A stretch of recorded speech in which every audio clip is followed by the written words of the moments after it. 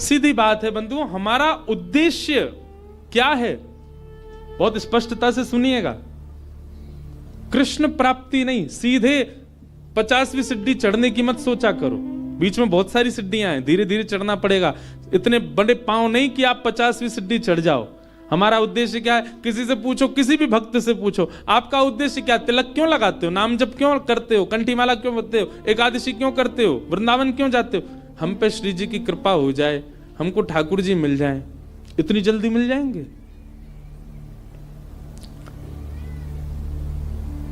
जैसे आप किसी मार्ग पर जाते हैं, जैसे मान लीजिए कि आप ऋषिकेश में बैठे हैं, तो निश्चित है कि बद्रीनाथ ही आते हैं बार बार। बद्रीनाथ जा रहे हो तो ऋषिकेश से आपका उद्देश्य बद्रीनाथ जाना ही है, पर बीच में कई ऐसे शहर पड़ेंगे, अगर आप कहीं भटकोगे तो आप उन शहरों का नाम पूछोगे, ना कि सीधा बद्रीनाथ। 300 किलोमीटर दूर का नाम थोड़ी लोगे। यहां से चलते समय आप पूछोगे भैया शिवपुरी कितना दूर रह गया? शिवपुरी वहां जाओ, आगे से मुड़ोगे और शिवपुरी आ जाएगा। उससे आगे जाओ, श्रीनगर कितनी दूर है? ये देवप्रयाग कितना दूर है? यहां है देवप्रयाग। वहां के लिए रास्ता कैसे? आपके पड़ाव धीरे धीरे आगे बढ़ते हैं, सीधे ही बद्रीनाथ नहीं पहुंचा जाता। सनई सनई है। वैष्णव का पहला पड़ाव होना चाहिए प्रेम। वो किस लिए भजन कर रहा है? किस लिए कथा सुन रहा है? किस लिए वृंदावन जा रहा है? किस लिए गंगा जी का आश्रय ले रहा है? किस लिए कंठी पहनता है? किस लिए एकादशी करता है? मैं प्रेमी बनूं। पहले प्रेमी तो बनूं। पहला पड़ाव उसका प्रेम होना चाहिए। प्रेमी बनने का स्वभाव क्या? उसकी दृष्टि बदल जाए। अब वो सबको देख करके मुस्कुराता ही है। मैं ऐसे ऐसे प्रेमियों को भी जानता हूं जो किंचित बात विरह की सुन लें तो नेत्रों से आंसू गिरने लग जाते हैं। प्रेमी का ये स्वरूप हो जाता है कि उस बहुत जल्दी भाव में आ जाएगा, बहुत जल्दी भावुक हो जाएगा। हम होते हैं, हमारे आगे तो व्यक्ति गंगा जी में कूद जाए तो हमको विरह नहीं होता। प्रेमी व्यक्ति कैसा होगा? किंचित कोई भाव ऐसा देख लेगा ना, बहुत छोटा सा, कोई व्याकुल बैठा है, उस व्याकुलता को देख करके वो विरह में आ जाएगा। ये होता है प्रेमी का स्वरूप। आधुनिक भाषा में उसको कह देते हैं ये बहुत इमोशनल है, बहुत जल्दी इमोशनल हो जाता, बहुत जल्दी भावुक हो जाता है। संसार को देख करके भावुक हो रहा है। एक बात बताएं, भावुक व्यक्ति प्रेमी बहुत जल्दी बन सकता है। अगर किसी के अंदर भावुकता बहुत ज्यादा है ना, तो एक प्रकार से वो ये समझ ले कि उसको कई सीढ़ियां पहले से चढ़ा हुआ है। वो भावुक व्यक्ति बस प्रेम की ओर बढ़ जाए, प्रेमी और बन जाए, और अधिक प्रेम हो जाए, और वही प्रेम वृंदावन चंद से हो जाए उसका।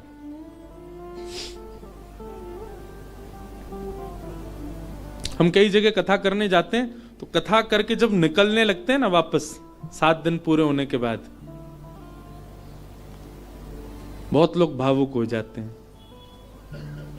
जिनके यहां रुकने का प्रसंग होता है वो लोग भावुक। एक जगह तो बहुत ही भयानक स्थिति हुई, मैं ही घबरा गया। एक जगह कथा थी, अब जगह का नाम तो नहीं लूंगा मैं, तो वहां जो यजमान थे, मुख्य यजमान, वो इतने भावुक, इतने भावुक, पहले दिन से ही रोने लग गए। मैंने क्यों, क्या हो गया? बोले अब 6 दिन रह गए, आप 6 दिन रहोगे बस, लाल जी के केवल 6 दिन दर्शन होंगे। दूसरे दिन और रोने लग गए। मैंने कि भैया तुम ऐसे मत करो, अभी तो कथा तो पूरी करनी है हमको। चौथे दिन सबका नाच रहे थे, नंद घन आनंद भयो, जो वो कोने में खड़े होकर रो रहे। बोले क्यों, क्या हो गया? 3 ही दिन रह गए अब बस।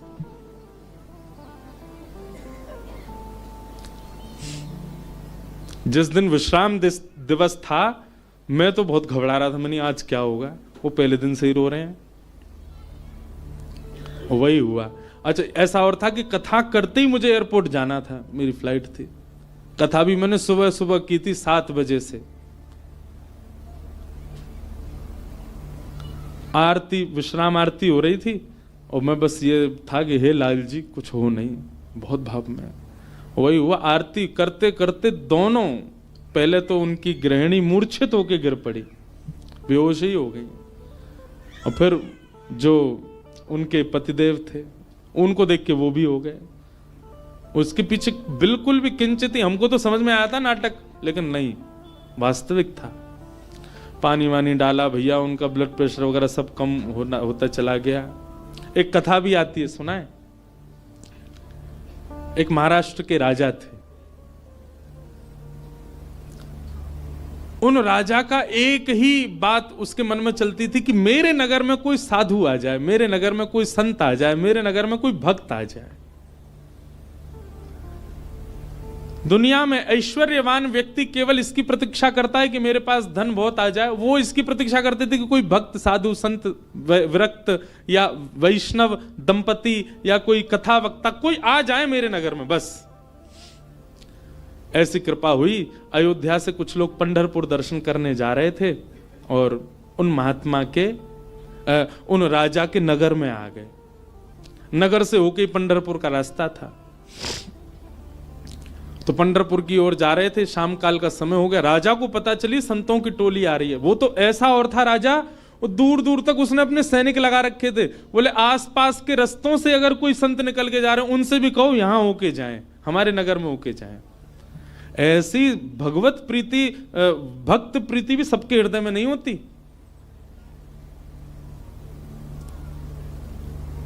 ये बात बंधुओं लिख लीजिएगा, जिस दिन हरि प्रिय आपको प्रिय लगने लग जाए, समझ जाना आप हरि से आप हरि के प्रिय होते जा रहे हो। आपको पता चल जाता है व्रज से कोई आया, भले ही आप उसको जानते नहीं, पर आपके मन में उत्साह हो जाता है, हमारे वृंदावन से आए हैं, श्री राधारमण जी के यहां से आए हैं, श्री बिहारी जी के चरणों से आए हैं। भले ही आपका परिचय नहीं, फिर भी आप ब्रज से आए जान करके उनको प्रणाम करने जाओ। ऐसी प्रीति अगर आपके चित्त में है, आप प्रेम की अवस्था में आ चुके हो। हरि से ज्यादा हरिजनों से प्रीति हो तो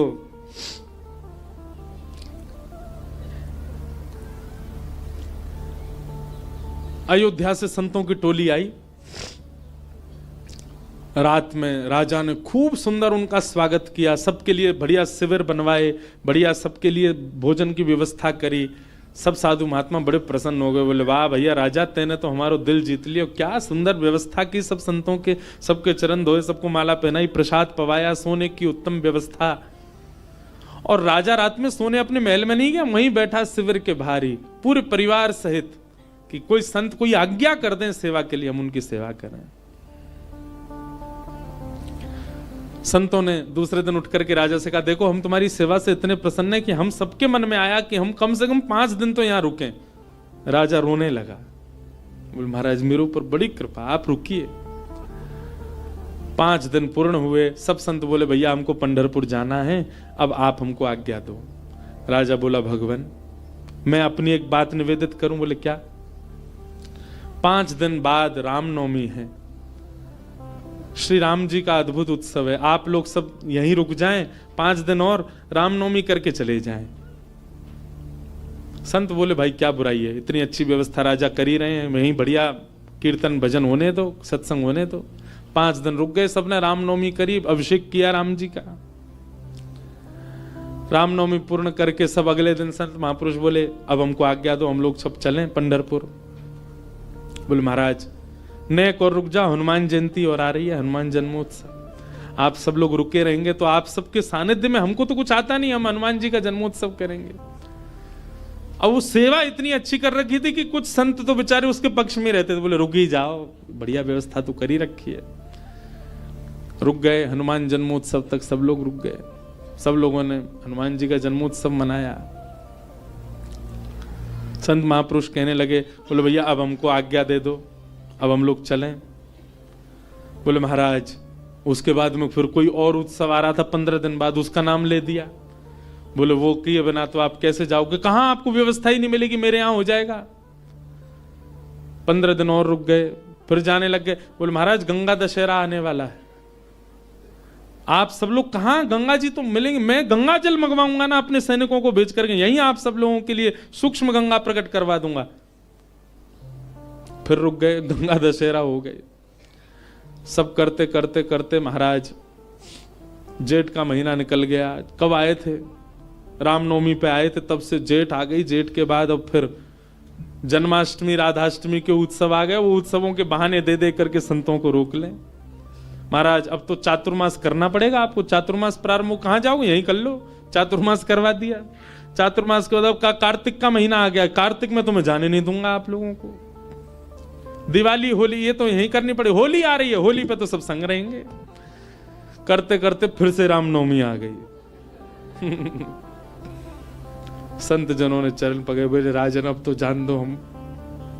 संत तो राजा बोले एक काम करो, क्या बाल भोग करके चले जाओ, कुछ नहीं तो सुबह का बाल भोग तो ले लीजिए। बोले ठीक है। अब बाल भोग भाग पा करके तैयार हुए ही थे, बोले बाल भोग पा लिया सब। बोले देखे ना कढ़ाई चढ़ गई है, राजभोग बनना है, राजभोग तो पा जाओ। संत बोले जो नहीं हिलने देगा हमको। बोले देखो ये सब अनादर हो जाएगा, इतनी पूड़ी कचौड़ी सब्जी बन रही है, इनको तो पा जाओ। यहां राजभोग पाने लगे, एक संत ने घूम के देखा तो वहां रात के ब्यारू भोग भी बनने शुरू हो गए थे। बोले ब्यारू करके जाने देगा। अंत तो गत्वा उस राजा की स्थिति ऐसी हो गई, जब संत लोग हट में आ गए कि नहीं हम तो जाएंगे, राजा के यहां से उस क्षेत्र से जैसे ही बाहर निकले, तब तक तो राजा रो रहा था, संतों के जाते ही राजा अचेत हो गया, प्राण निकल गए उसके। मैं संतों के बगैर कैसे रहूं, हम इस स्थिति में हम तो कभी आ ही नहीं सकते। खैर सुन लीजिए, बस हमारे यहां तो 4 दिन रुक जाए तो कब जाएंगे ये बला, बैठ गए हमारे घर में आके। सब तरीके के लोग होते हैं। अब तो लोग हमको बहुत प्रेम करने लग गए, जब हमको कोई जानता नहीं था तब हमने भी ऐसे घरों में रुके हैं। पर सत्य बात है बंधुओं, ठाकुर जी से प्रेम तो सबको हो जाता है, पर हरिजनों से जिसको प्रेम हो जाए, समझ जाओ कि उसको ठाकुर जी से, वो अब प्रेम की अवस्था में आ चुका है। जिसको हरिजन प्रिय लगने लग जाए, हरि के जन प्रिय लगने लग जाए। आप लोग किया करो, कभी एयरपोर्ट, रेलवे स्टेशन, कभी अनजान स्थान पर कोई तिलक मात्र लगाया घूम रहा हो, उसको भी जय सिया राम, जय श्री कृष्ण। सामने वाला प्रत्युत्तर में अगर ये पूछ ले भैया कौन, कुछ नहीं आपके माथे पे हमने तिलक देखा, कंठ में हमने तुलसी जी देखी तो हमको लगा कि आप वैष्णव हो इसलिए हमने प्रणाम किया। ऐसा स्वभाव। तो प्रथम गंतव्य ठाकुर जी नहीं होने चाहिए, पहला गंतव्य प्रेम होना चाहिए। हमारे भजन का, हमारे साधन का, हमारी कथा का, हमारे नियमों का, सबका प्रथम पहले किसको प्राप्त करना है कि पहले हम प्रेमी बने। पहले ठाकुर जी नहीं, पहले ठाकुर जी के लायक बनो, और फिर जब लायक बन जाओगे, ठाकुर जी को कभी अपने केंद्र बिंदु में मत रखो। एक बात बहुत ध्यान से सुनो, किसी को पाने के लिए आप मत तड़पो, स्वयं को ऐसा बनाओ कि सामने वाला आपको पाने के लिए तड़पे, सामने वाला आपको पाना चाहे।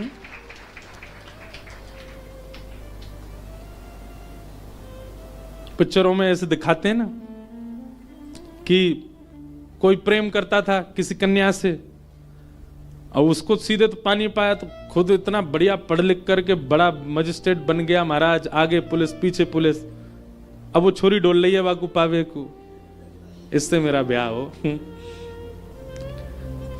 ठीक वैसे ही ये बात शास्त्रीय है कि ठाकुर जी को पाने के लिए आप केंद्र बिंदु ठाकुर जी को मत रखो चित्त में कि उनको मुझे प्राप्त करना है। ठाकुर जी को जो जो प्रिय है वो सारे गुण मेरे भीतर आ जाएं, ताकि ठाकुर जी को मैं प्रिय लगूं। आप पीछे मत पड़ो उनके, स्वयं को ऐसा बनाओ कि ठाकुर जी पीछे पड़े आपके। श्रीमद् वल्लभाचार्य जी के चरित्र में आता है कि, बहुत ध्यान से सुनिएगा, श्रीनाथ जी जब प्रकट हुए ना, तो पहले श्रीनाथ जी की भुजा प्रकट हुई, और भुजा प्रकट होने के बाद में सद्दू पानी की गैया रोज जाती थी, अपना संपूर्ण दुग्ध वहीं बहा करके आ जाती थी। तो सद्दू पानी ने देखा मेरी गैया कहां जाती है, जाकर के देखा तो गिरिराज शिला में केवल भुजा निकली हुई है। सद्दू पानी ने जब पूरा बाहर निकाला तो श्रीनाथ जी प्रकट हो गए इसी कलिकाल में।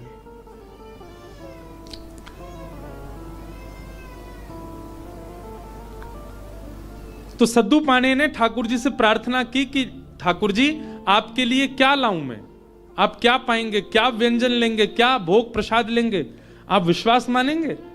हमारे श्री जी बाबा श्रीनाथ जी, उन्होंने कहा, बोले हे सद्दू पाणे, जब तक मेरे श्रीमद वल्लभाचार्य जी नहीं आएंगे तब तक मैं केवल दूध पीऊंगा। ठाकुर जी ने पयोव्रत किया। भक्त भगवान के लिए व्रत करता है, पर ठाकुर जी ने व्रत किया कि जब तक वल्लभाचार्य जी नहीं आएंगे मैं केवल दूध पीऊंगा। श्रीनाथ जी जो आजकल उदयपुर के पास नाथद्वार में विराज रहे हैं, जब ये गिरिराज जी में प्रकट हुए तब की लीला है। इस बार हमारे लाल जी का उत्सव नाथद्वारा में ही है, श्रीनाथ जी में, 11 से 17 जनवरी। बाद में एक अजब कुमारी नाम की एक भक्ता हुई थी, उसके लिए ठाकुर जी उदयपुर चले गए, उदयपुर के पास नाथद्वारा में। प्रकट तो आप गिरिराज जी में ही हुए थे। तो ठाकुर जी कितने वर्षों तक केवल दूध पी करके रहे। एक दिन अपनी समस्त शिष्य मंडलियों के साथ श्रीमद वल्लभाचार्य जी महाराज जब गोवर्धन पधारे, पूरे ब्रज में हल्ला हो गया, कोई बहुत बड़े आचार्य आए हैं। बोले नाम क्या? बोले वल्लभाचार्य। जब ये नाम सद्दू पाणे के कान में पड़ा, ब्रजवासी सद्दू पाणे दौड़े दौड़े गए और वल्लभाचार्य जी के चरणों में निवेदन करके रोने लगे।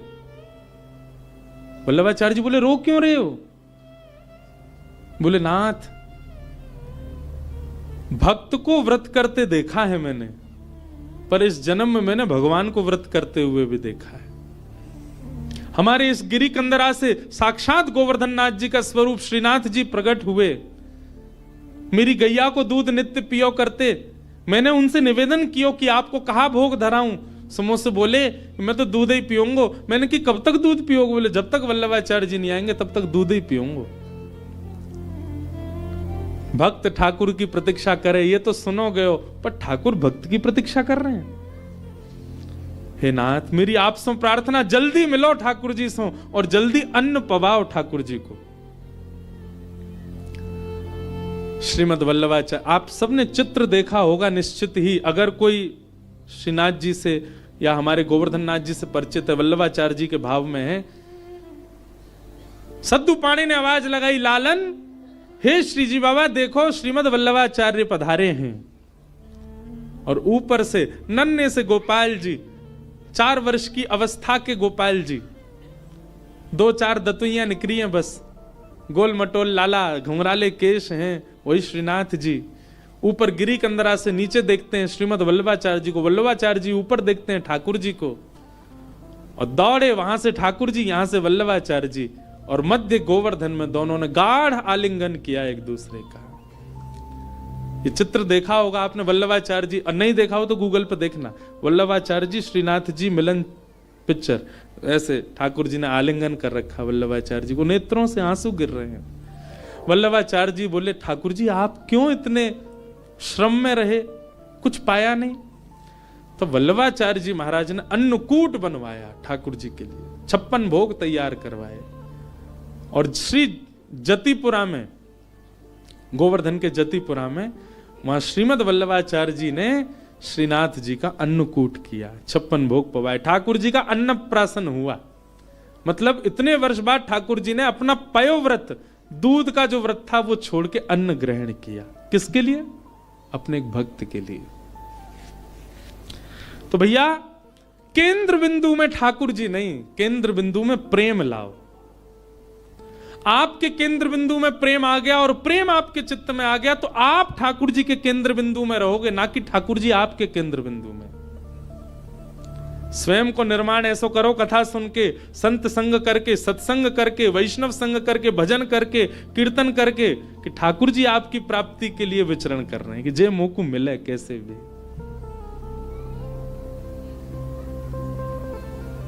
आज से आपके भजन साधन में उद्देश्य भगवत प्राप्ति नहीं, प्रेम की प्राप्ति हो। कि भवतानुदित प्रायम यशो भगवतो मलम ये नैवासौ न तुष्येत मन्ये तद्दर्शनम खिलम। नारद जी महाराज वेद व्यास जी से कहते हैं, व्यास जी आपने भागवत जी की रचना की, उसमें ज्ञान, उसमें वैराग्य, उसमें सब कुछ आपने प्रस्तुत किया, पर आपने प्रेम को नहीं प्रस्तुत किया, इसलिए आपका हृदय अशांत है। आपके ग्रंथों को, पुराणों को सुनकर के व्यक्ति धार्मिक बन जाएगा, व्यक्ति वैरागी बन जाएगा, पर आपके ग्रंथों को पढ़ के व्यक्ति प्रेमी नहीं बन पाएगा। इसीलिए आपका हृदय अशांत है, आपको कहीं ना कहीं अपूर्णता लगती है अपनी क्रिया में। इसलिए मेरी प्रार्थना कि अब आप ठाकुर जी के प्रेम स्वभाव का वर्णन करो, जिससे पढ़ने वाला व्यक्ति प्रेमी बन सके। वेद व्यास जी महाराज ने निवेदन किया, उसके लिए मुझे क्या करना पड़ेगा? बोले समाधि लगा करके भगवान के प्रेम स्वरूप का चिंतन करो।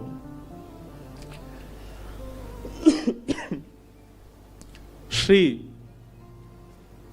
वेद व्यास जी महाराज ने समाधि लगाई और समाधि की भाषा में ही अपने अंतिम कृति का निर्माण किया। वेद व्यास जी ने इसी ब्रह्म नदी में, इसी हिमालय की पर्वतों पर वेद व्यास जी ने ऐसी रचना की जिसको सुनकर पढ़कर के मानव प्रेम का अधिकारी बन जाता है, ठाकुर जी का अधिकारी बन जाता है। और उस संहिता का नाम है श्रीमद् भागवत महापुराण। बोलो भागवत महापुराण की जय। ये प्रेम संहिता है। भागवत जी श्रवण के बाद, भागवत जी अध्ययन के बाद, भागवत जी के अवलोकन के बाद प्रेम प्रस्तुत होता है चित्त में।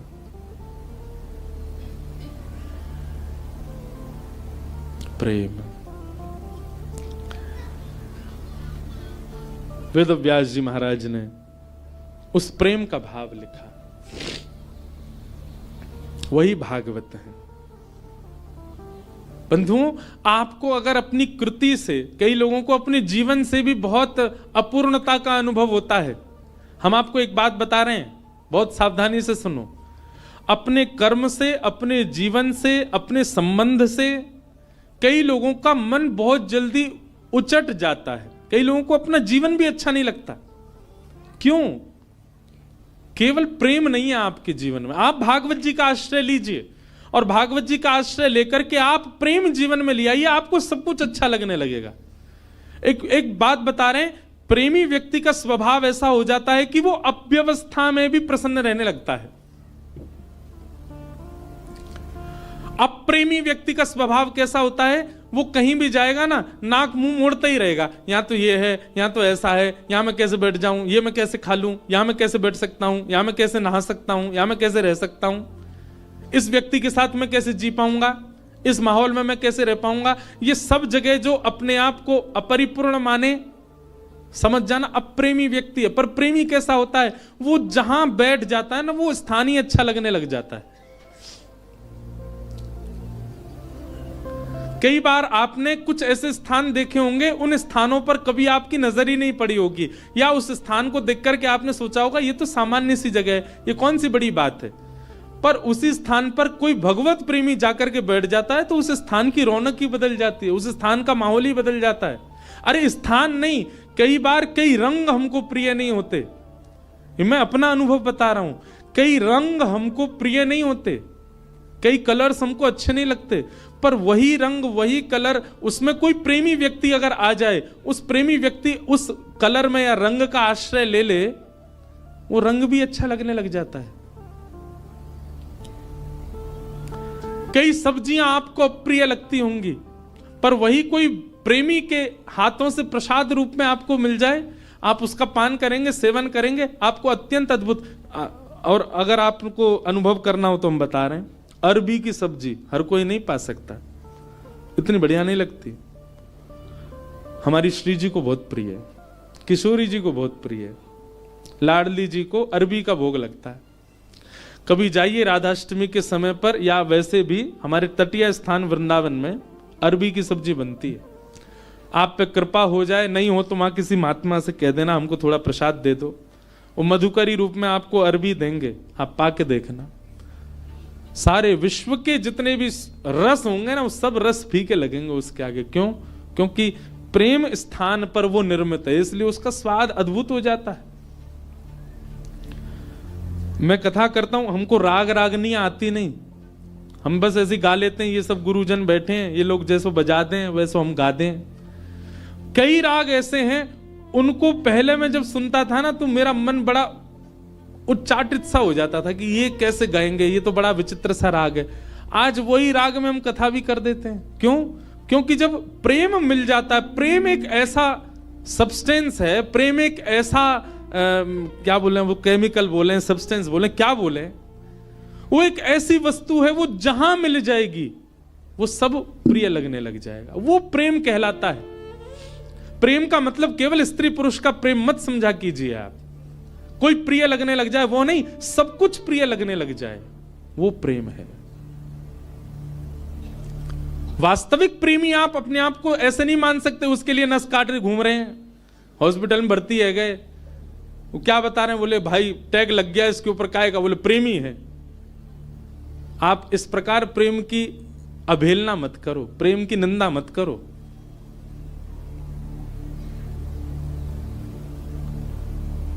गंगा जी पे सब जगह चले जाओ, पहाड़ों में, नदियों में, सब जगह एक पॉइंट होता है, क्या इसको सुसाइड पॉइंट बोलते। क्यों?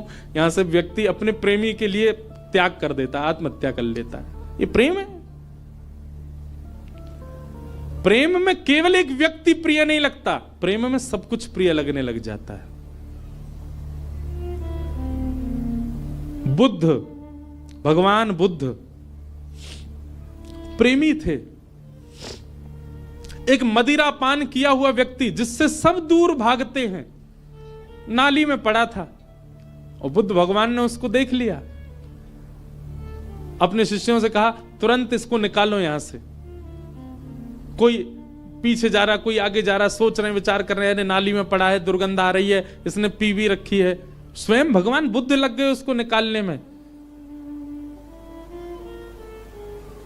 शिष्यों ने कहा, बोले कि वो एक कुभाव वाला व्यक्ति, मदिरा पान करने वाला व्यक्ति, उसका आचरण शुद्ध नहीं, और आप उसको ऐसे बचाने लग गए, ऐसे उसको संभालने लग गए।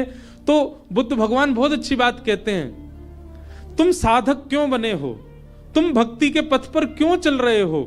क्या तुम केवल शुद्ध लोगों से ही मिलोगे, सुधरे हुए लोगों से ही मिलोगे? अरे जो पहले से ही शुद्ध हैं, जो पहले से ही सुधरे हुए हैं, उनके बीच बैठ करके तुमने क्या नया कर दिया? तुम वैष्णव इसलिए बने हो, तुम भक्त इसलिए बने, तुम साधक इसलिए बने, जो अपवित्र हैं उनको पवित्र करने का भाव तुम्हारे चित्त में आए। जो अप्रेमी हैं वो प्रेमी बने, ये भाव स्वभाव तुम्हारा बने। हम इसलिए साधक बने हैं। केवल माला देने वाला व्यक्ति को ही हम पूजें, उसी को ही हृदय से लगावें, ये हमारा स्वभाव है। सबको लगाना है, सबको उस पथ का राही बनाना है, इसलिए हम वैष्णव बने।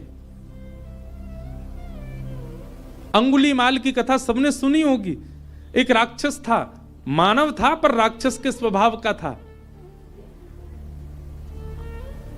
उस पर्वत पर रहता था, उस पर्वत के आसपास कोई भी मानव उसको दिख जाता था, उसको मार करके उसकी उंगली काट करके अपने गले में माला बना के पहनता था, इसलिए उसका नाम था अंगुलीमाल। इतनी सारी उंगलियों की माला उसने पहन रखी थी, उसका रूप देखते ही भाग जाते थे लोग। भगवान बुद्ध जा रहे थे और जैसे ही मार्ग पर जाने लगे तो एक गांव पड़ा। गांव के लोगों ने कहा, भगवान आप सीधे ना जाकर के थोड़ा दाएं होकर के जाइएगा। क्यों? सीधे जाएंगे तो आगे एक पर्वत पर अंगुलीमाल रहता है, वो लोगों को मार के उनकी उंगली काट के अपने गले में पहन लेता है। भगवान बुद्ध बोले उसके पीछे कारण, बोले वो अपना बल बताना चाहता है, देखो मैंने इतने लोग मार दिए, इतनी उंगलियां मत, इतने लोग, इतना बल है मेरे पास।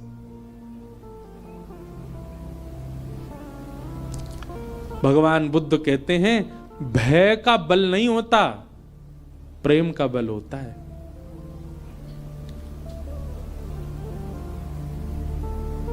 भय से जो अपने बल को आपके चित्त में प्रतिष्ठित करे वो बहुत लंबे समय तक नहीं रह सकता, लेकिन प्रेम से अपने आप को आपके चित्त में जो अवस्थित करे वो मरते दम तक आपके चित्त में रहेगा। मानस जी में एक बहुत अच्छी लीला आती है कि राम जी वन में विचरण करते थे और जब भूख लगती थी ना तो किसी के यहां से, किसी के घर से या किसी नगर से लक्ष्मण जी सामग्री ले आते थे, जानकी जी बनाती, राम जी पाते थे। लेकिन ऐसा वर्णन आता है कि कई बार लक्ष्मण जी को सामग्री नहीं मिली और वनवासी थे तो उनके पास धन भी नहीं था कि भाई दे के ले लें। तो राम जी जाते थे सामग्री लेने के लिए, और राम जी जब जाते थे तो सामग्री लेके ही आते थे। तो फिर मानस जी में तुलसीदास जी वर्णन करते हैं कि राम जी ऐसा क्या दे के आते थे कि लोग सामग्री देने को राजी हो जाते थे। राम जी के पास कुछ था तो था नहीं, ना तो धन था, ना वैभव था, ना कुछ रुपया थे, क्या देते थे राम जी। तो मानस जी में श्री गोस्वामी जी वर्णन करते हैं कि राम जी जब कुछ सामग्री लेते थे या सामग्री लेते भी थे, या फिर कई बार सीता जी बड़ी रसोई बनाती हैं और संतों को पवाते, संतों को पवाने के बाद दक्षिणा देनी होती है, तो ये दक्षिणा के आदान प्रदान पर या सामग्री के आदान प्रदान पर राम जी क्या देते थे। तो गोस्वामी जी वर्णन करते हैं, बोले कुछ नहीं, राम जी मंद मंद मुस्कुरा देते थे, उनकी मुस्कान ही सबसे बड़ी दक्षिणा थी। उसको लेकर के व्यक्ति कहते तुम तो भैया सब कुछ ले जाओ हमारा, बस ये मुस्कुराते रहो, तुम्हारी मुस्कान ही सब बढ़िया। मतलब संतों को प्रसाद पवा के राम जी सामने बैठ करके दक्षिणा रूप में मुस्का देते थे। संत बोलते बस मिल गई हमारी दक्षिणा। जहां जहां से सामग्री लाते वहां मुस्का देते थे।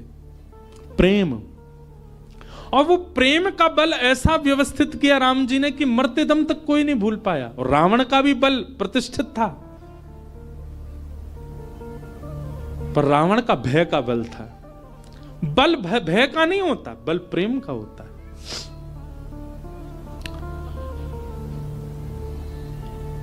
बुद्ध भगवान चले गए उसी मार्ग पर जहां अंगुलीमाल था।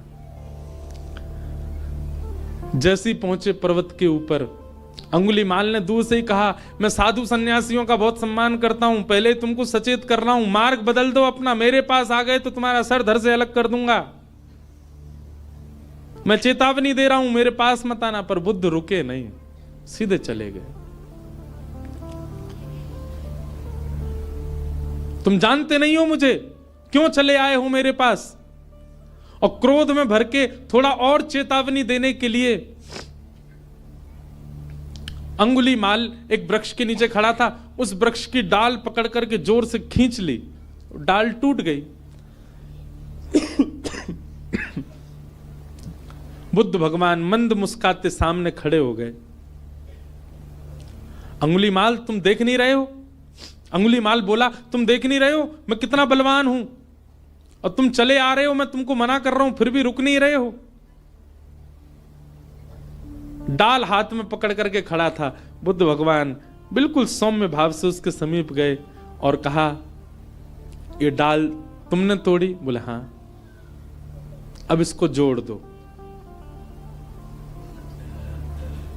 जहां से तोड़ी है इसको वहां लगा दो पुनः। अंगुलीमाल बोला कैसी बात कर रहे हो, ये तो संभव ही नहीं है, मैं इसको नहीं लगा सकता दोबारा। बोले क्यों, जब तोड़ने की सामर्थ्य है तो जोड़ने की भी होगी। इसको जोड़ दो, यथावत जैसी थी वैसी जोड़ के दिखा दो। अंगुलीमाल बोला यह संभव नहीं है। बुद्ध भगवान कहते हैं जिसको तुम जोड़ नहीं सकते उसको तोड़ने का अधिकार तुमको किसने दिया। इतनी उंगलियां गले में पहन करके घूमते हो, तुमने इतने लोगों को मार दिया, अकेले इस पर्वत पर रहते हो, पूरी दुनिया तुमसे भय खाती है। सोचो, विचार करो अंगुलीमाल, जितनी उंगलियां तुमने गले में पहनी हैं, प्रेम से यदि इतने लोगों को अपने संग में रखते, पूरी दुनिया पूजती आज तुमको। अपने प्रेम स्वभाव से इतने लोगों का संग पाते तो तुम ज्यादा बलवान होते,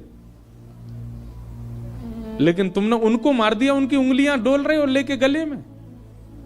अगर इतने लोग तुमने जोड़े होते खुद से तो तुम श्रेष्ठ माने जाते। और इतना कहकर के बुद्ध चले गए। अपनी कुटिया पर जाकर के रुके, पीछे देखा ही नहीं। कुटिया पर जाकर के जब पीछे देखा, अंगुलीमाल चरणों में गिर गया। बुद्धम शरणम गच्छामि, मुझे क्षमा कर दो भगवान, और सदा के लिए उनके हो गए। यह है प्रेम। प्रेमी जब व्यक्ति होता है वो सबको प्रेमी बनाता चलता। जैसे किसी के अंदर कोई इत्र लगाए घूमे, जहां से निकल जाए सब जगह सुगंधित होती चली जाती है, वैसे ही भक्ति साधना से व्यक्ति जब प्रेमी बन जाता है, वो जहां जाता है, जिस स्थान पर जाता है, जितने लोगों से मिलता है, उनको भी प्रेमी बना देता है, उनको भी प्रिय बना देता है, उनको भी भक्त बना देता है, उनको भी साधक बना देता है। प्रेम। और श्रीमद् भागवत प्रेम प्रस्थापित करती हैं श्रोताओं के चित्त में। भागवत जी की रचना हुई और रचना करने के बाद वेद व्यास जी महाराज ने विचार किया, अब इस भागवत को हम घर घर तक, जन जन तक कैसे पहुंचाएं। तब वेद व्यास जी महाराज ने अपने पुत्र सुखदेव जी का आवाहन किया कि यम प्रव्रजन्तमनुपेतमपेत कृत्यम द्वैपायनो विरह कातरया जुहाव पुत्रेति तन्मयतया तर्वोऽभिनेदु तम सर्वभूत हृदयं मुनिमानतोऽस्मि। श्री सुखदेव जी महाराज आए। वेद व्यास जी के पुत्र हैं सुखदेव, लेकिन जन्म लेते ही आप ब्रह्म के ध्यान में चले गए थे। लेकिन श्री व्यास जी ने भागवत के श्लोक जब इनको सुनाए तो ब्रह्म ध्यान छोड़कर के भागवत जी की सन्निधि में आ गए और कहा, मैं तो निर्गुण निराकार ब्रह्म की उपासना कर रहा था, पर मुझे अब सगुण साकार में मन लग गया है, मुझे इन्हीं की आराधना करनी है। व्यास जी ने भागवत जी का अध्ययन सुखदेव जी को कराया और श्री शुकाचार्य जी ने वही भागवत की कथा राजा परीक्षित को सुनाई।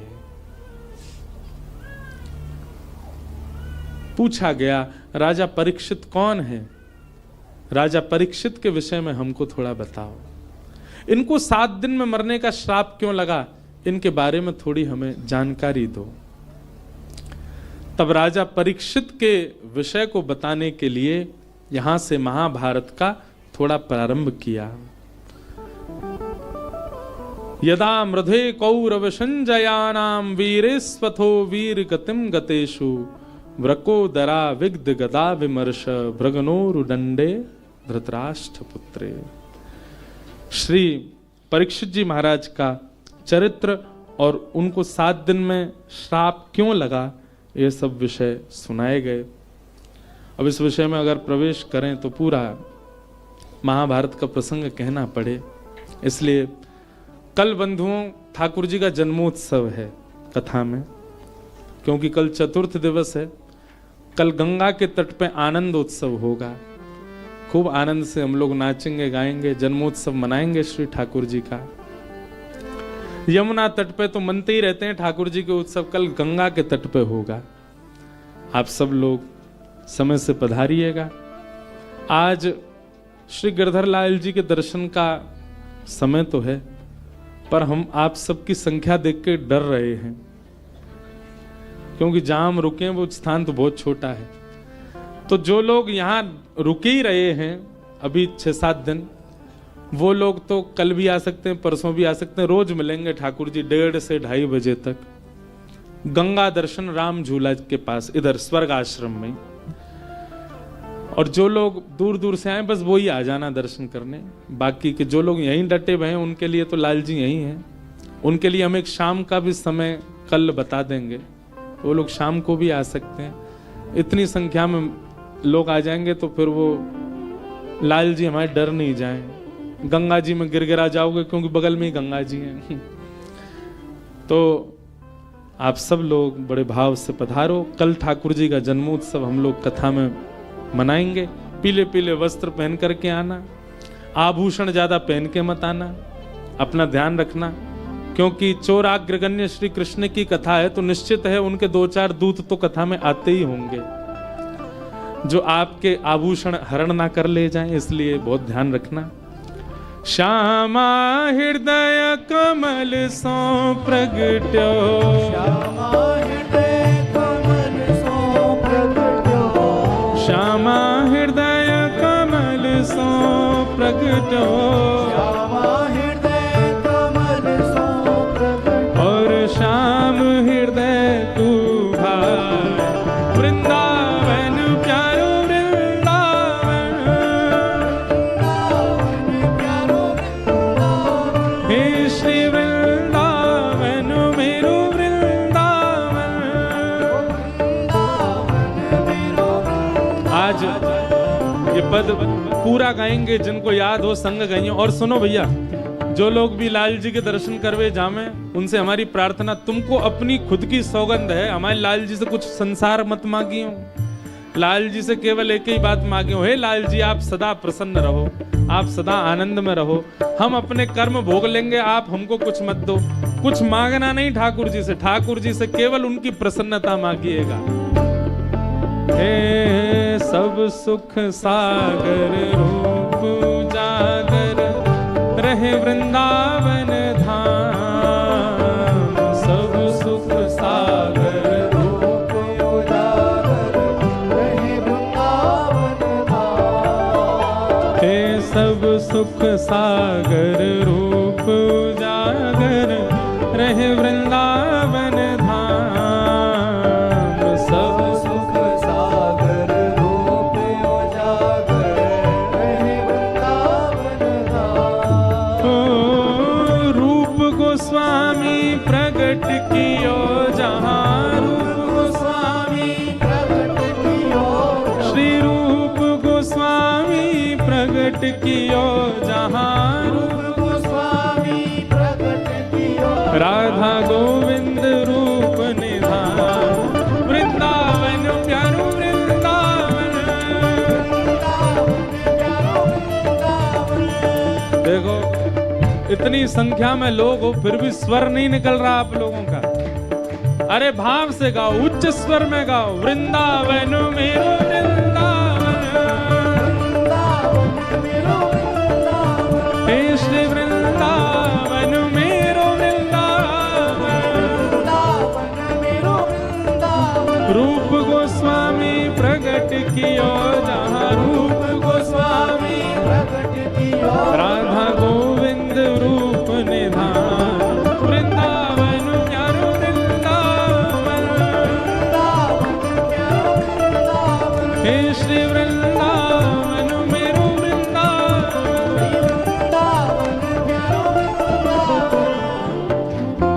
विहरत निस दिन कुंज गलन में, ब्रज जन मन सुख धाम। विहरत निस दिन कुंज गलन में, ब्रज जन मन सुख धाम। हाँ प्यारो ब्रज जन मन सुख धाम, प्यारो ब्रज जन मन सुख धाम। हे मदन मोहन को रूप निरख के, मदन मोहन को, श्री मदन मोहन को रूप निरख के, मदन मोहन को रूप निरख। हे सनातन बलि बलि जाए, वृंदावन प्यारो वृंदावन, हे श्री वृंदावन मेरो वृंदावन। मदन मोहन को रूप निरख के, मदन मोहन को सनातन बलि बलि जाए, वृंदावन प्यारो वृंदावन, हे श्री वृंदावन मेरो वृंदावन।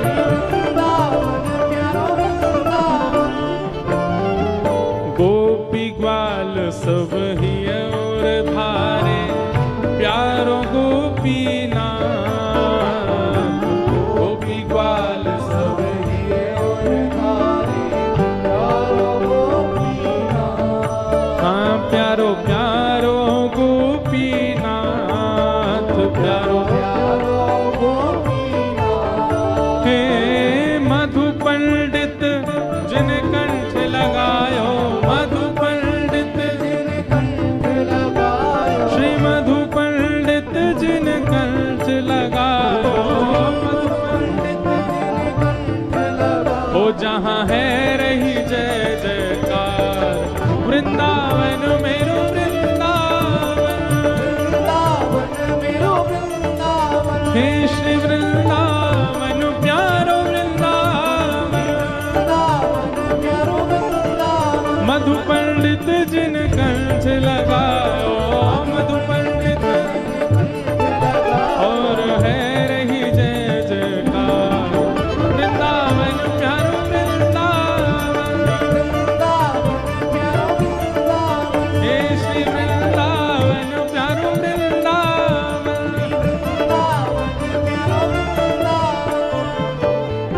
गोपाल भट्ट जो के हृदय वेदना प्रगट्यो शालिग्राम।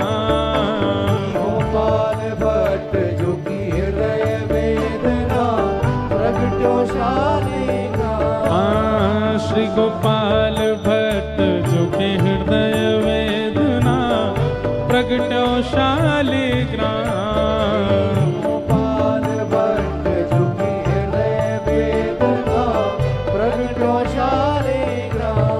हे रूप सुधा को खान हमारो, रूप सुधा को खान हमारो, रूप सुधा को खान हमारो, रूप सुधा को खान हमारो। श्री वृंदावन में सबते प्यारो, वृंदावन में सबते प्यारो। हे श्री राधा रमण जुलाल वृंदावन मेरो वृंदावन। वृंदावन प्यारो वृंदावन। हे श्री वृंदावन मेरो वृंदावन। वृंदावन मेरो वृंदावन। रूप सुधा को खान हमारो, रूप सुधा को खान हमारो। श्री वृंदावन में सबते न्यारो, वृंदावन में सबते न्यारो। श्री राधा रमण जुलाल वृंदावन प्यारो वृंदावन। वृंदावन प्यारो वृंदावन। हे श्री वृंदावन मेरो वृंदावन। वृंदावन मेरो वृंदावन। जय जय राधा रमण मेरो राधा रमण। राधा रमण मेरो राधा रमण। ओ मेरो राधा रमण प्यारो राधा रमण। राधा रमण प्यारो राधा रमण। ओ मेरो राधा रमण प्यारो राधा रमण।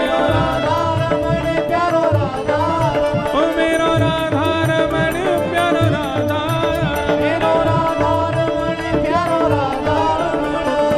आतुर हित हरि वंश पुकारो श्री राधा राधा नाम। आतुर हित हरि वंश पुकारो राधा राधा। अभी यहाँ कथा 12 को विश्राम करके श्री वृंदावन के मदन टेर में 14 तारीख को सुबह 9 बजे से श्री हितरवंश महाप्रभु का चरित्र हम एक दिन सुनाएंगे। जो लोग भी वृंदावन पहुंच रहे हो 14 तारीख को मदन टेर आना, जहां श्री राधा वल्लभ जी पहली बार विराजे वृंदावन आकर के। मदन टेर यमुना तट आयो, मदन टेर यमुना तट आयो। सघन कुंज वृंदावन आयो। सघन कुंज वृंदावन आयो। हे मदन टेर यमुना तट आयो। मदन टेर यमुना तट आयो। सघन कुंज वृंदावन आयो। सघन कुंज भुजा उठा के वृंदावन आयो। ओ प्यारो राधा वल्लभ लाल वृंदावन मेरो वृंदावन। वृंदावन मेरो वृंदावन। हे श्री वृंदावन मेरो वृंदावन। वृंदावन मेरो वृंदावन। सघन कुंज यमुना तट आयो। सघन कुंज यमुना तट आयो। मदन टेर वृंदावन आयो। मदन टेर वृंदावन आयो। ओ प्यारो राधा वल्लभ लाल वृंदावन मेरो वृंदावन। वृंदावन मेरो वृंदावन। हे श्री वृंदावन प्यारो वृंदावन। श्री वृंदावन प्यारो वृंदावन। जुगल किशोर को लाड़ लड़ायो नवल कुंज ही अमान। जुगल किशोर को लाड़ लड़ायो नवल कुंज ही अमान। हे कुंजन कुंजन की रज धारे। कुंजन कुंजन की रज धारे। कुंजन कुंजन की रज धारे। कुंजन कुंजन की रज धारे। ओ हरि व्यास युगल यशोदा वृंदावन मेरो वृंदावन। वृंदावन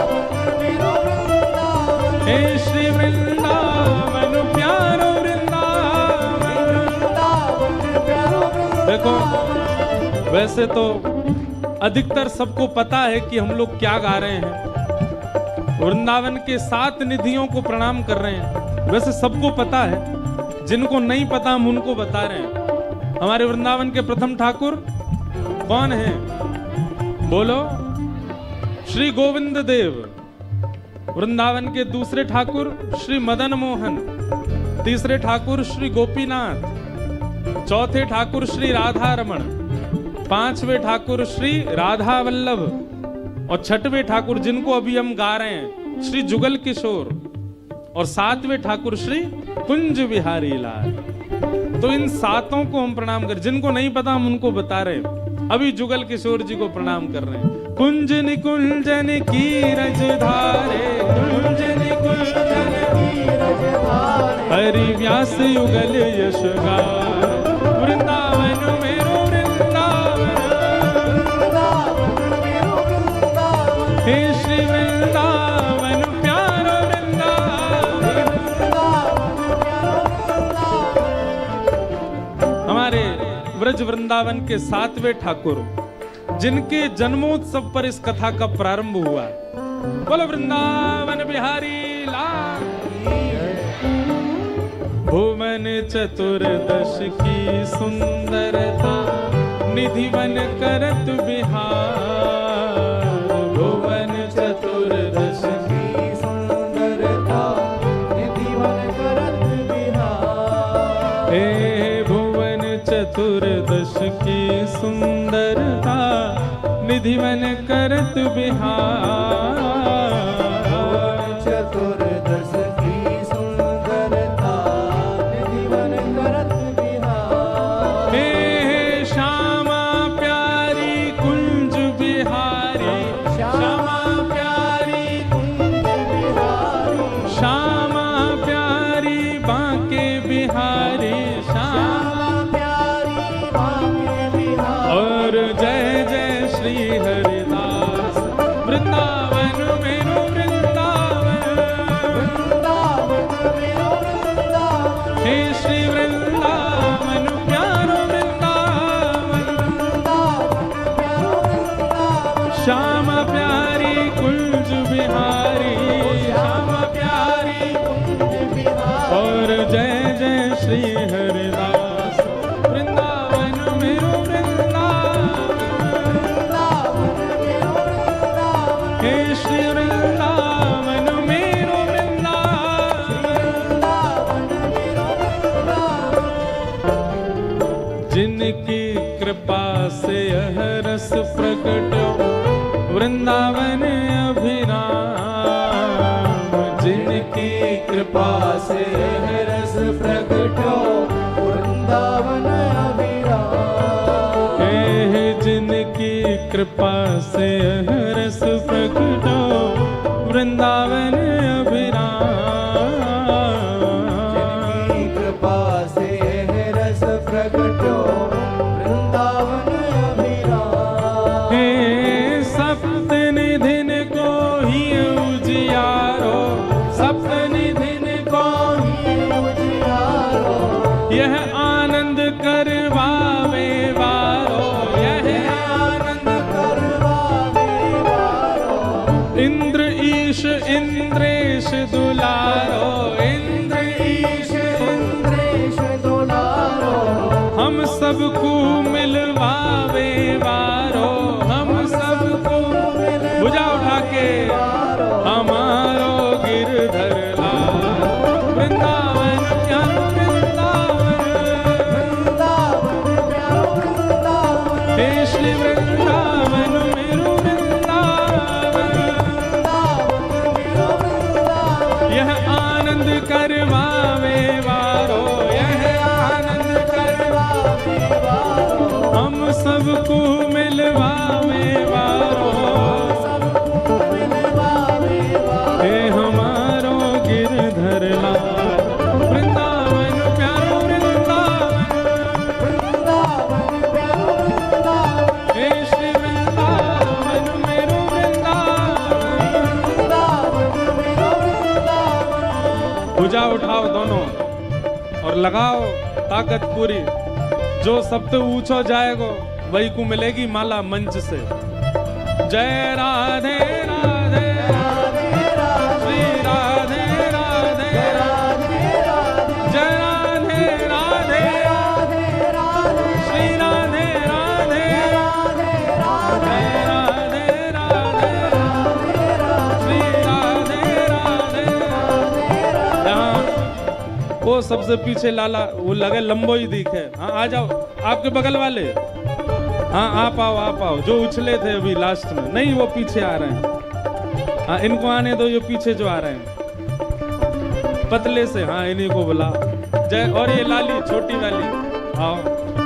जय राधे राधे श्री राधे राधे कृष्ण भानु दुलारी श्री कृष्ण प्यारी बरसाने वारी कृष्ण भानु दुलारी जय राधे राधे श्री राधे राधे जय राधे राधे श्री राधे राधे जय राधे राधे श्री राधे राधे जय राधे राधे श्री राधे राधे जय जय श्री राम जय जय श्री राम जय जय श्री राम। बोल वृंदावन बिहारी लाल की नेक जोड़ते बोलो गर्मी आवेगी। बोल वृंदावन बिहारी लाल की श्री राधा रमण लाल की श्री राधा वल्लभ लाल की पूछरी के लौटा की हुप हुप प्यारे। क्या बात है बंसी वारे श्याम। नमः पार्वती पतये हर। बोल गंगा मैया की। आप सब लोगों को जय श्री कृष्ण। कल नंदोत्सव है, सब लोग 10 बजे यहाँ पधारो। कल ठाकुर जी का मंगल जन्म